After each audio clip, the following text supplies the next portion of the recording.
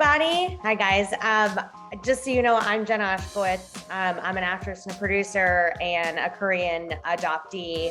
My parents are Catholic and Irish and Sicilian, so I look nothing like them, and I grew up on Long Island. I was adopted when I was 3 months old, and I have not done my birth search. We are here today with these amazing ladies from the film Found on Netflix. Chloe, Sadie, Lily, thank you guys for being here and chatting with me about your journeys and your experiences in the film. And I'm curious to hear what you guys are up to now. You guys you're all in school, right? Yeah. Yes. Okay, and so you're winding down soon. What's coming for summer? Are there exciting plans happening now that we're kind of post-pandemic? What's going on in your guys' lives? Well, for me, about to graduate college, and then I don't really know, but we'll see, I guess. And so, that's enough. Yeah. What about you, Sadie? Well, I am attending University of Arizona, so I'll be graduating this, I think, May 28th from high school. So yeah, that's exciting. Very exciting. Chloe, what about you? Yeah, I'm also graduating high school, and I'm gonna be attending University of Colorado. Huge, you guys. Yeah. That's amazing. Well, enjoy your summers before college. I'm curious to hear what's happened to you guys since the film has come out. Most importantly, I'm sure you've gotten a lot of response from adoptees, non-adoptees. Can you kind of tell me about some of the reactions you guys have gotten since it came out last year?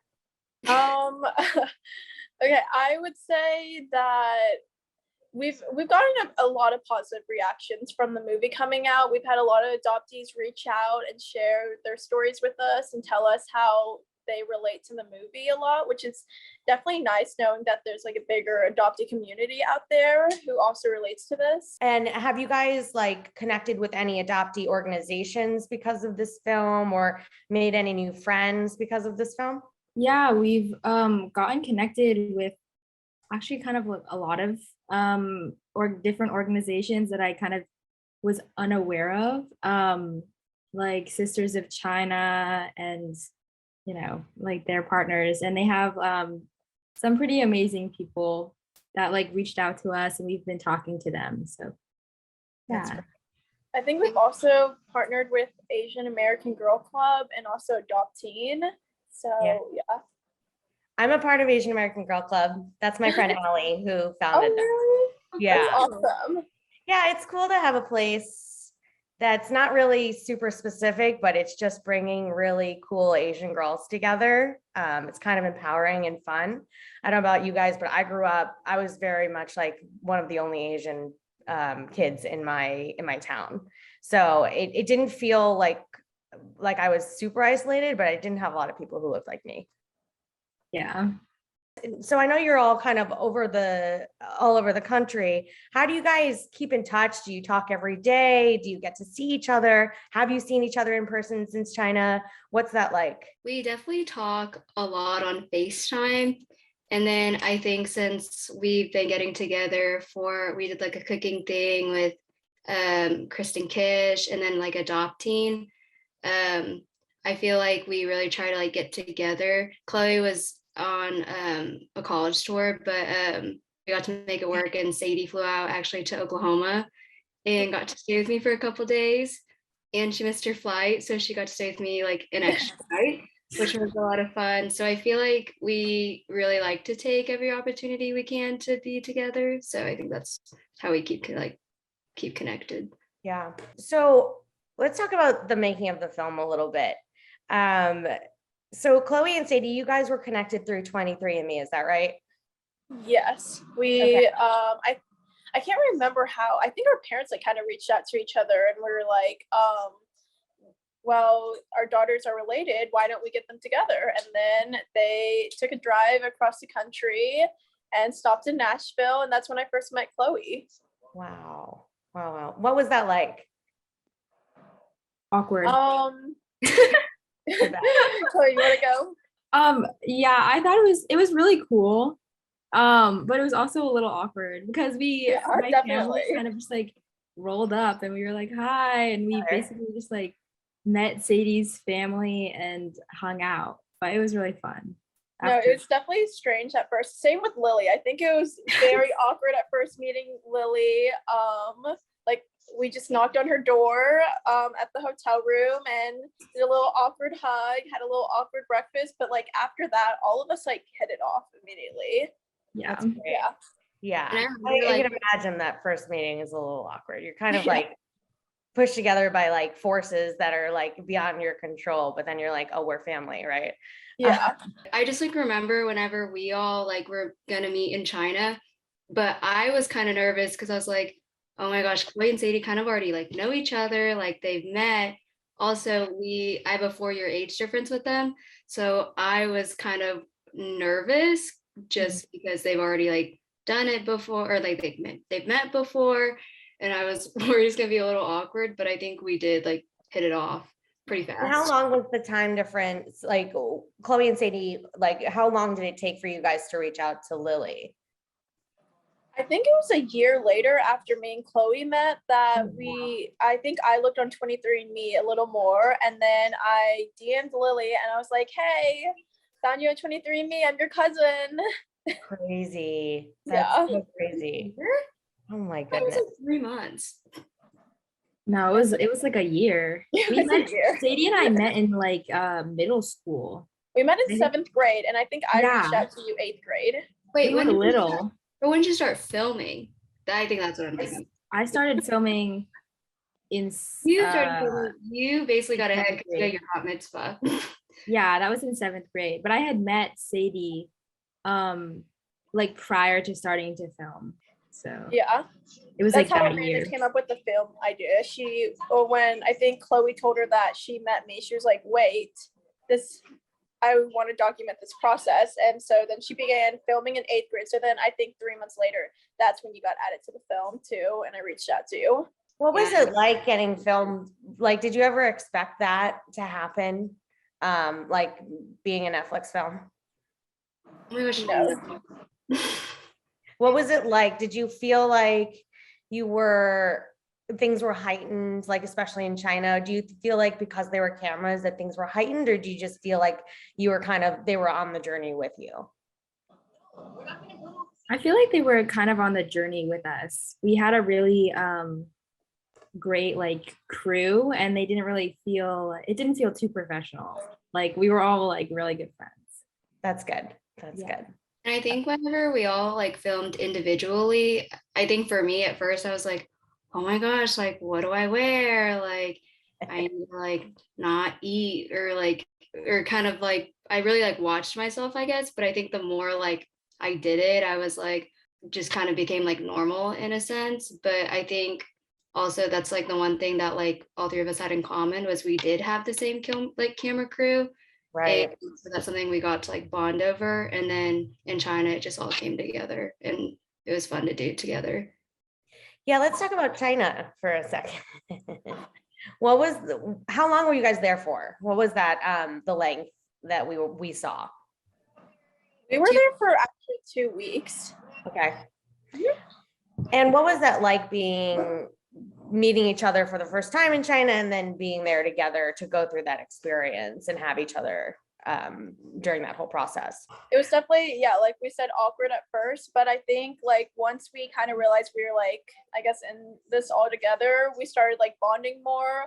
I think I really didn't bond with them later till after we went into like this Chinese market, and it was a very interesting experience, and we just started like sharing and like connecting over that, and from there we just kind of bonded over the rest of the things going on during the trip. Yeah, I mean, it seemed like you guys really were comforted by each other to have each other to go through all those really emotional moments together. Like I couldn't imagine doing that by myself, and going and meeting all those people like your nanny and the family who you didn't match with. It's like it's so, the stakes are so high and it feels so emotional. So I just can't even imagine. Like I'm sure you guys were pretty grateful that you had each other there to understand what everybody was going through. Yeah, for sure. Okay, so Chloe, in the film you say, I feel like I'm still just trying to find out who I am. What have you found out about yourself since then? And what do you feel like you're still finding out now? That's a loaded question. Well, I guess I don't know. I feel like a lot of like what the film did for me and kind of just like this experience, it helped me, I guess, open up to like, I don't know. This sounds like really like cheesy, but just like who I am a little bit.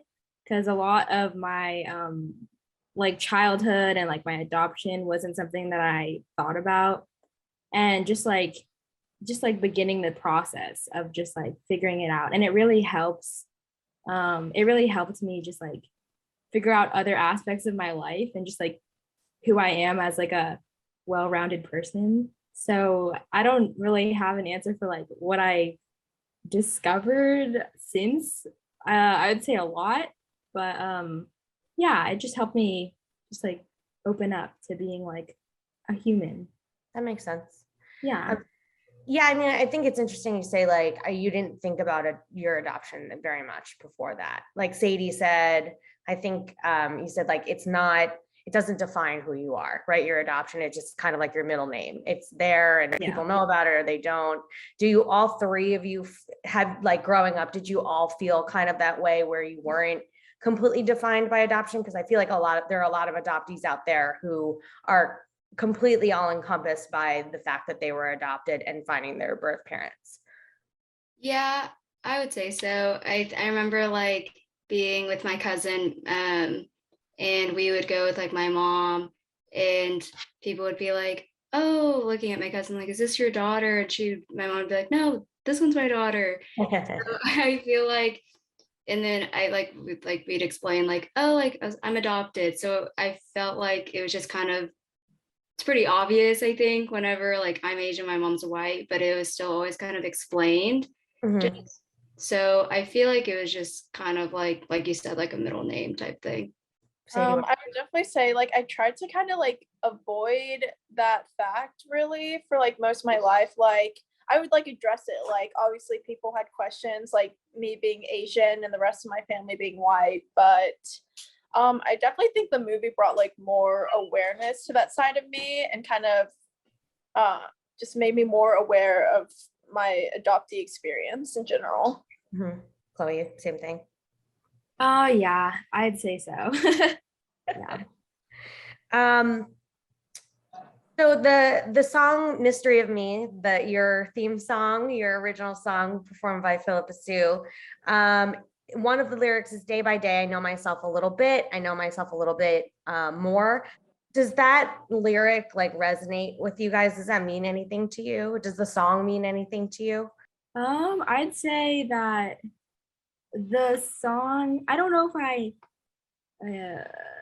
fully resonated, feel in my body kind of like groove to it, but I'd say that there is like a powerful message behind it, and not just with being adopted and like the journey Lily and Sadie and I and have taken, but just in general, like the point that we are in our life of just like going to college and stuff like that. I think a lot of change is happening, and I do resonate with the meaning of the song. Mm.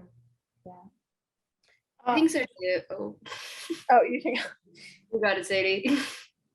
Oh, well, I was gonna say like definitely like after the movie I did get into therapy, and that has definitely helped me like learn more about myself, become more aware of like my experience and situation. And so yeah, I guess it resonates with the I know myself a little bit day by day. Mhm. Yeah, I think so too. And I mean, I feel like I'm already like 22 and I'm about to graduate college, and I feel like I still like am finding myself in who I am. And I feel like even like going to China and being like with Chloe and Sadie, like I found out a lot more about myself. Yeah, I would imagine so. Do you feel like it seems like all three of you kind of like in my experience I didn't really think about the adoption thing unless people asked, right? It was just kind of part of who you are and what, your everyday life. You don't look like your family, but it's okay.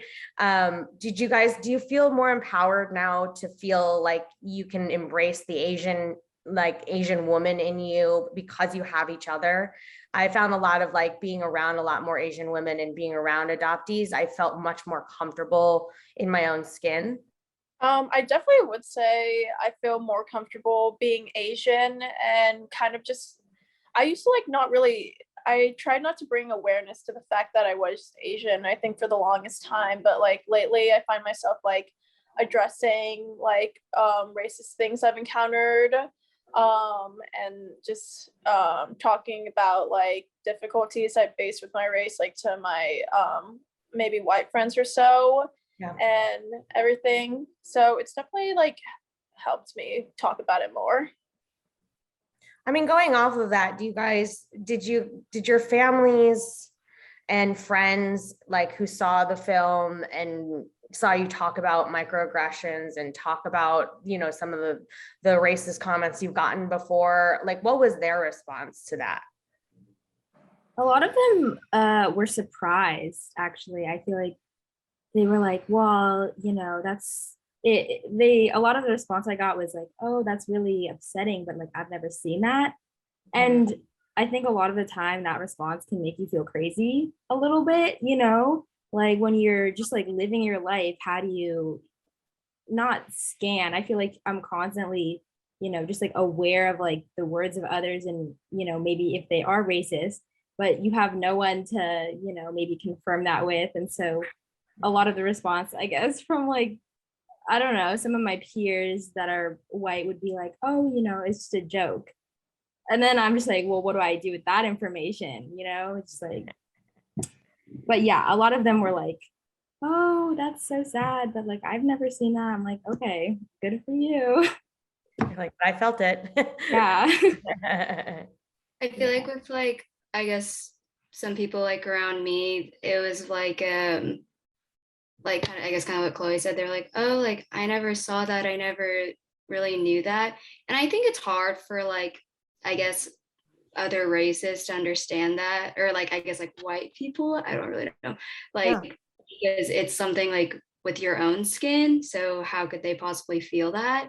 But I feel like if anything, it's like important that like they can kind of see like how it affects us and how we feel, and to take that in consideration. And I feel like about that a lot. Like they're like, I don't know how you feel, but I can see how that would hurt your feelings. And they're like, I'm sorry, like that happened. And I was like, it's okay. Like, I mean, it happens, which isn't a good thing, but it's more about spreading like awareness and how to deal with it. Yeah. Yeah, I think, it's like with the rise of Asian American hate crimes, especially Asian American women. I don't know how that's affected you guys. I'm interested to hear. I obviously with family, it's like we're in a really precarious situation because we don't, our elders aren't Asian. They're not the ones being attacked.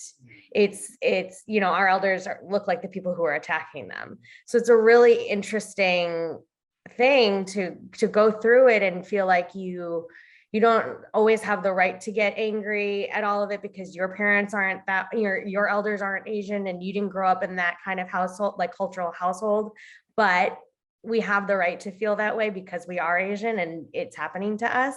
That's the way at least I felt. I'm curious to hear about you guys and how you feel about the hate crimes and being an adoptee, an Asian adoptee. So I think like for me, especially with COVID, it was really it wasn't like super hard on me because I think a lot of people, or I guess Asian Americans had it like worse than I did because I know that got really bad. But I remember during COVID, I went to Target and I was with my friend Hannah, and we both like this woman and I were like reaching for chips, and she looked at me and then she ran away from me, like sprinted like out of the aisle. And then I was like, because I just didn't really think about it, but I was like do I smell bad? I was like, what? And then I looked at my friend Hannah because I think I just had to like think about it for a minute. And I was like, oh my gosh. I was like, she like bolted. And then we just kind of like talked about it. And I was like, she thinks like I brought COVID because I'm Asian and I've been here my whole life. So I feel like that's kind of like a tough thing to experience. And like, I haven't gotten like any like brutal like words or like anything like that, but I feel like it's really empowering because I remember I saw like Sandra Oh, I think she like did like a protest in New York, but either way, she had like a megaphone and she was like speaking about it. And I feel like that's like one of the empowering things about being like an Asian woman is like seeing like Sandra Oh. I love Sandra Oh. I think she's like amazing. So like seeing her like do that, like it makes you feel like better and more empowered to do something and change it. Sure. I'm sorry you had to experience that. That's okay. I got my chips, so. Okay, good. What about you guys? For me, I think for the most part, I was, in my school, I'm lucky to have like a safe community there. So I wasn't, kids weren't saying things or like doing anything that they shouldn't be doing. But I do remember the day that I don't know where it was, but I think about 5 or 6 Asian women were like shot. I don't know. I was really scared. I don't know. I remember just not knowing like how to feel except like kind of like fear and just like anger. And then like, that's it. Like, I don't know, but I was really shocked that day. But It's yeah. scary just to feel like because you're Asian and because you're a woman, you're a target, period. Yeah. That's a really scary thing. And it's like, okay to feel scared because I was, I am. It's just a different feeling when you're walking outside going, just because of the way I look now. I mean, I'm in California, there's hundreds of Asians, thousands of Asians here. It's like, just because of that, we're a moving target. It's really scary. Yeah. I remember my mom saw that too. And like, I think I told her about like what happened. And she was like, I think you should like maybe not go out as much. But also, I guess we weren't really going out because of COVID. But Right. there's all of those like hate crimes in New York that were really bad. So my mom was a little worried and she was like, I think you should just stay here for a little bit. So I think that was kind of scary, especially hearing that from your mom. Like, I wouldn't want like anything to happen to me. And I just think it's kind of sad. Yeah. I mean, I'd imagine it's hard for them. They can't quite understand what we're feeling, but they are our mothers. So like they do their best, right? Yeah. That was a really hard one for me to grapple with, was the hate crimes and having a white family. Speaking of microaggressions terms, Sadie, I think Sadie, you talked about like how you've called yourself a banana before. Now for other people, I don't know, you that can be, kind of construed as a derogatory term for an Asian person. Yellow on the outside, white on the inside, but you kind of used it in this very nonchalant way. Can you talk about that for a second? I think honestly, at first I wasn't aware of it even ever being derogatory. I kind of thought it was like a funny joke. Like it did address like the fact that I was Asian on the outside, but I grew up in a white family, so obviously my culture is just white. Yeah, white culture. So I was practically just, that's who I am. Like, I guess kind of like I've followed after my white peers and my white family and everything. So it was just kind of like, I don't know, I let it kind of define me, but I think lately I realized how more derogatory it could be because I think I was talking about like with Lily the other day that sometimes it feels like as an like adoptee that you're not like Asian enough for like the Chinese people, but you're also, it feels like you're not like white enough for the white people, and you're just kind of stuck in this in between of where do I belong. And I think banana kind of defines really what I feel like. Yeah. What about you guys? Do you feel like banana can be used, not be used? I think it's a little different for I don't know, at least for me, I view it as like a different term for like adoptees, just because it's like Sadie said, it's I mean pretty much, especially when you're like growing up and being raised by white, people. I know that it can be, I understand why it's like a derogatory term for, Asian kids and like a immigrant household and stuff, and they've grown up with like their family being Asian. But I kind of agree with Sadie. Just like, I mean, I wouldn't use it, but I do sometimes I think about that. Like, Yeah. I mean, I am Asian on the outside and I grew up in a white, my life has been predominantly like white. So I don't know how else to, say that. Sure. Lily, do you feel the same way? Yeah, they said it all. That was good. Yeah. No, I feel the same way too. It's like culturally, that's how we grew up white, and it's okay. I think for other people to call us that, it can be seen as derogatory or feel derogatory, because it's almost like saying you need to be white in order to make it in life, right? In order to move forward and to be important in this, in America. And that's what bugs me about it, is that we don't. And that's kind of like even the BLM movement that we've been kind of experiencing in the last couple of years. It's like, we don't need to feel like we're white to succeed in this world. We can be Asian and we can be Black and we can be brown and be empowered and strong and successful. So I think that's kind of where I came from and how it's kind of changed for me over time. But I would call myself a banana and not really take it as a negative, with a negative connotation. I'm curious to hear, I kind of want to go back and like talk about family, as we're talking about, being Asian and white families. What is your definition of family? Okay, I'll go. I did actually write an essay about it. And like, I mean, like at first, obviously, it's like the people who you're blood related to, but like also, it's like way more than that. It's the people who are there for you, the people who support you along the way, and just a good support system in general. Yeah. Did you feel like that was your definition before making the film, or did you feel like it changed over time? It definitely changed over time. I would definitely say like before it was just kind of like who you're blood related to, or who I guess legal name wise that is your family. So legally name wise, like this, like my white family was just my family. And then I found blood related family, which was Lily and Chloe. But then like over time, like they end up being such a great support system for me that they like, I really feel like I can call them like family, like the people who have supported me and been there for me. Yeah. Lily, what about you? What does family mean to you?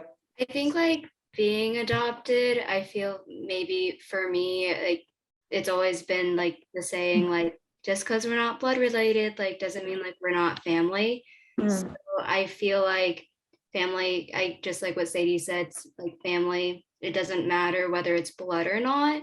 I think it just matters more about like the relationship you have, and like you'll sacrifice like anything for your family, and like you'll just love them unconditionally. Chloe, same thing? Yeah, pretty much. I feel like I never really defined family by blood, just because, I was always aware that I was adopted. Right. And even at like, larger family functions, I was like always like the Asian person, the Asian little child that like you didn't know whose parent I belonged to or whatever. But I think that family's, I don't know. I think family's complicated. I don't know how I define it right now. I don't know. I think that I would define it as, I don't know, people who, I don't know, value you and listen to you, and you can, share an open dialogue and feel respected by them. Yeah. Yeah. Yeah, family for me has always extended beyond blood, obviously, or maybe not obviously, but it's like as I've gotten older too, it's like your chosen family. I live across the country from my parents. I haven't, I see them a couple times a year now. And it's like I have this chosen family in California that, I spend holidays with and do things with that, are your inner circle, the people like you bring into your life and choose to be there.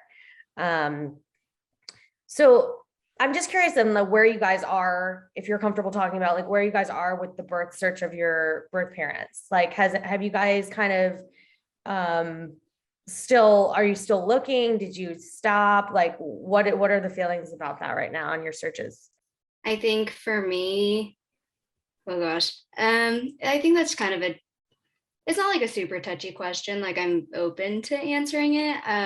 But I think after meeting Mr. Chen, I think that was just a lot for me. And I don't think I really like knew how to like handle all that emotionally.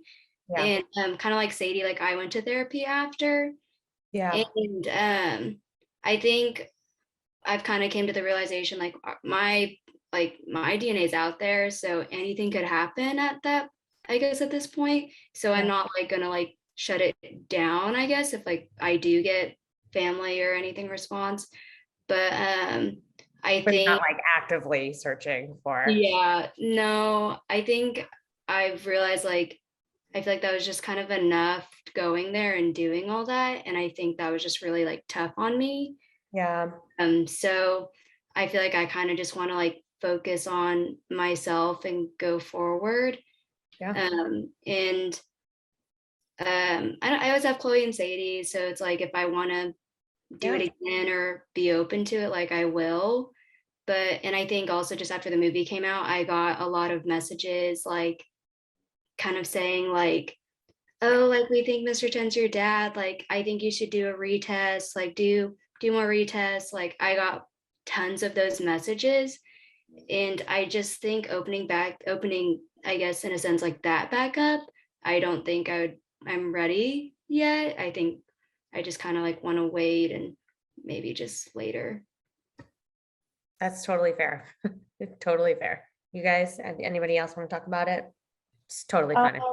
I would kind of, I agree with Lily where it's just kind of, I want to wait till I'm more like mentally prepared and ready to open that again. Cause I think I didn't know what like the extreme to what I was diving into at first. And so when we first went there and went on this whole journey, it was a big like shock. It was a lot at first, and I was not really prepared as much. So I think I haven't been like actively searching. I still like would love to find them. But I think I want to like, prepare myself a little more mentally till I find them again. Sense. Yeah, I'm not looking for my parents, or I wasn't looking for my parents in the film either. So. Right. Yeah. So you're still on the not looking. Yeah. My mindset is like, I don't know, I'm not ready yet. And also like if Sadie and Lily were to happen to be connected with someone in some way, I would be connected to them. So that's right. That's good enough, Totally. You may never be ready, and that's okay too. I think it's so important, like for people who talk about birth searches and adoptees who are kind of thinking about a birth search or want to do it. There's just everybody's journey is different. Like I wanted to do it at one point. I started it and then I was like, you know what? I take it back. I don't want to do it anymore. I'm good. And I don't know that I'll ever want to do it. Now that I'm having a child of my own, I'm curious to see if she'll want to know more about her hair, like where I come from, and if that's her prerogative, if she wants to do that. But I don't know that I'll ever be ready or want to do it. And like I don't know about you guys, but that's like one of the main questions that I always get asked when people find out that I'm adopted. Do you know your birth parents? Are you looking? Have you done the search? And it doesn't have to be that way. You know what I mean? You can be completely content with where you are and not ever be ready or want to. And that's totally fine, just to tie up the search question, what advice would you give for an adoptee who was starting their search? Probably just like, don't be afraid to like communicate like to your peers, or like not peers, but I'm like you can with your peers, but like your friends and your family and your support system, because I feel like that's really important. And I think like with feelings, like you never really know how you're gonna feel, and like it can all like change. And I think it's important just to have people like that will be able to like comfort you and be there for you. Mhm. So I would say that's really important. And in terms of the film, you guys, just in terms of adoption in the film, like, do you feel like the film changed, like making the film changed your life, like, changed your view on adoption, changed your view on who you are, anything? I think that it definitely changed my life. I mean, yeah, I don't know if it's like a huge change, but I do think it kind of accelerated my process of thinking about my adoption and like learning about, what it means to me. I think it's also interesting because I don't know, the more I think about it, the film, like filming and the experience of like going to China they're so like entangled with each other that it's like we don't really have I don't know, like a normal like going to China experience and like, doing everything that we did without a film crew. So it's, thinking about that because we got some crazy opportunities but we also like had to deal with, being watched all the time and, Yeah. being filmed through like processing all of it. So I think it did change me. I would definitely say I used to be like I would very like block out the fact that I was adopted. I wouldn't address it. I was very disassociated from it entirely. And with the movie and like meeting Lily and Chloe, it's made me like connect more with just connect more with that side in general, and like kind of resolve through it all, and also kind of like heal from that trauma, because definitely being like abandoned, it comes with a lot of trauma, and I think it's brought more awareness to it and like how it's impacted me in my daily life. But I definitely feel like it's helped me like start the journey of healing from all of it. Yeah. I agree with Sadie, kind of going off of what she said. I never really like, I feel like maybe it was easy to disassociate because it just felt normal, because being predominantly like surrounded by like, I guess like white people, it was just kind of like, oh, like, yeah, I'm adopted, but it never really like, you never really experience it or think about it till I think maybe when probably I met like Chloe and Sadie. Yeah. But I would say like it definitely changed my life, in my perspective. I was also in college during the time, and I feel like that's really when high school and college, like you really start to find yourself. And I guess there is that constant like discovery of trying to find yourself. And I feel like there is always that kind of hole missing with like your own identity. And I think my mom even was like, it was kind of, I guess, after I went to therapy and like kind of like recouping with everything, my mom was like telling me, she's like, I feel like you have this like more confidence because you found a part of yourself and your identity with Chloe and Sadie. Yeah. So That's what my mom said really? about me. Yeah. So That makes sense. yeah. Yeah. Well, you guys are going through so much as, in these huge transitions in your life, going to college and graduating from college, and that's enough, that's enough. So then to have this kind of thing thrust upon you, this, meeting family, doing a huge Netflix film, like it's a lot to kind of put on top of all of the things that you're already going through. And I always think that everybody goes through an identity crisis, adopted or not. You're always kind of searching for who you are and what you are. And for adoptees, it's like you add this whole nother layer of us figuring out if that's a part of it, or if it's just something of like a part of who you are that you don't really need to explore. But more likely than not, like you explore it in whatever way that is, whether that's, just going to therapy or going to China and then going to therapy, and experiencing all of that. So I'm just so grateful for this film, for adoptees out there to see your journeys and your stories, because they're all so different, all three of you. And I feel like my story is so different from everybody else's as well. So I'm just happy to see stories of adoption out there in general and people talking about it. I think it's empowering, and I think it's really brave of you guys to share your stories in the way that you did. It's a lot to have a camera in your face, I know, all the time. So it's, we're really grateful for you guys and sharing this film and sharing your real life stories. And thank you for being here today. Oh, thank you. No, thank you for meeting with us. Are you kidding? When I Yeah. was so excited that I was meeting somebody from Glee. Like Literally, I grew up watching Glee, and I was like, Yeah. oh my gosh, my dream. Oh my gosh, so it's been exciting crazy. for us. Oh, I'm so glad. I hear you guys have some questions. You can ask me some questions if you want.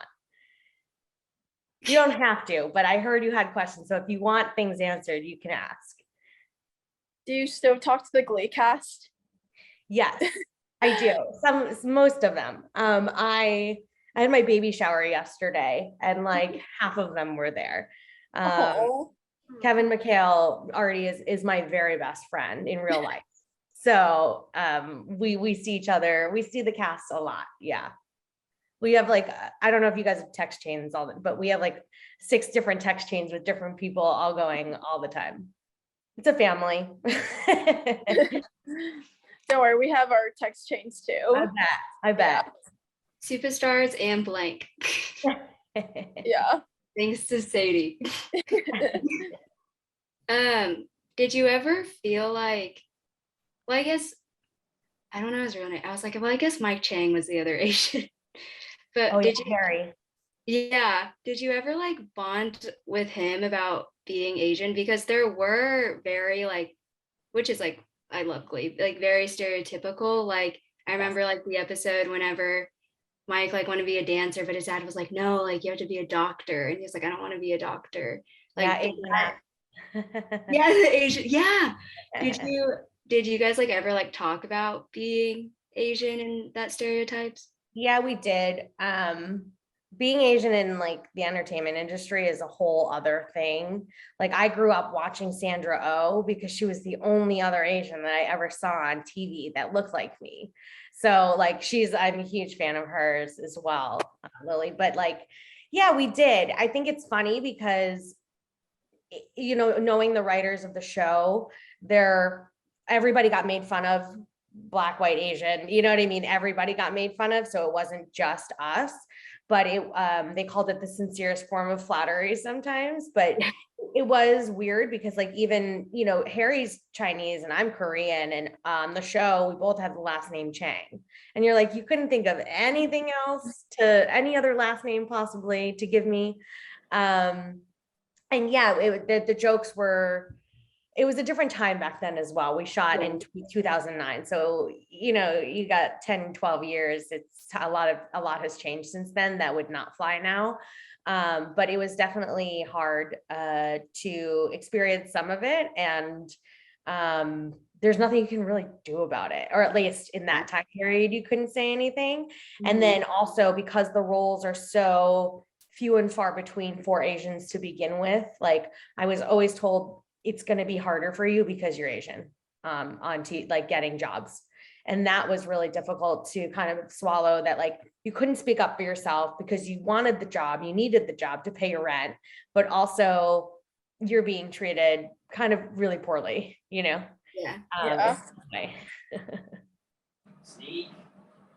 But we did bond over that. Yeah. So like, of course, the two Asians had to have a relationship too. You couldn't, And I even like, I think whenever you're like talking about that, I was like, there also were like Jewish jokes, and then like totally African American jokes, but yeah. Yeah, everybody kind of felt like they were elevated stereotypes on that show, for sure. Did you ever do the Glee concert? I don't Oh, know yeah. what that is, but I didn't know like You if do, wait, you went? no. Oh. I mean, I could go now if there's a reason. But I did. We did all of them. So we did one in season 2, which was 3 cities. And then the next year we did one that was 16 cities in like 6 weeks. It was really crazy. Oh, It was really fun, but it was really exhausting. Yeah. But it was fun. Yeah. Did you ever see Glee 3D? It's literally, that's the concert we did. Really? I don't didn't know, watch it's on it. like HBO or something, but yeah. Well, my friend and I, we have a Glee playlist and we listen to it a lot. So Glee music's good. I got to tell you, I listen to it still. So. do you listen to yourself? Yeah, every once in a while, I'll listen to songs that I actually like. Like, I'm not going to listen to myself to hear myself sing, but like, I listen to like Dog Days because like I like listening to Amber sing and, just songs like that I enjoy. Because I think I saw this thing and it was like Hilary Duff and like she has a kid and she was like, Mom, like listen to this song. And she was like, oh my gosh, that's me. That's so funny. That's weird, when like she's old enough to see the Glee, musical numbers at least. I don't know that she'll see the show until much later, but just the musical numbers in general. It's just so weird to see like your mom dancing on camera. But yeah. So have you met Sandra Oh? You said you were a big fan. I have. We haven't really like connected, but I did meet her and it was early on in Glee when Glee became like a huge hit. She was like, I want to talk to you. I went through the same thing, with Grey's Anatomy. And so I was like, I'll talk to you anytime. She's so nice, so nice and so normal and very cool, but she's really, I was just like, I idolized her. I don't know. Like I watched Grey's Anatomy a million times and she was like, it wasn't because she was Asian. She was like one of the best characters, just period. She's incredible. Yeah, I agree. Yeah. Clay and I have talked about her too. We love her. It was really fun chatting about everything. And I'm glad I could answer your Glee questions.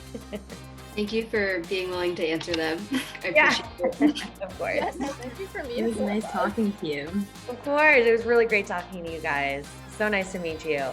Bye. Okay, bye.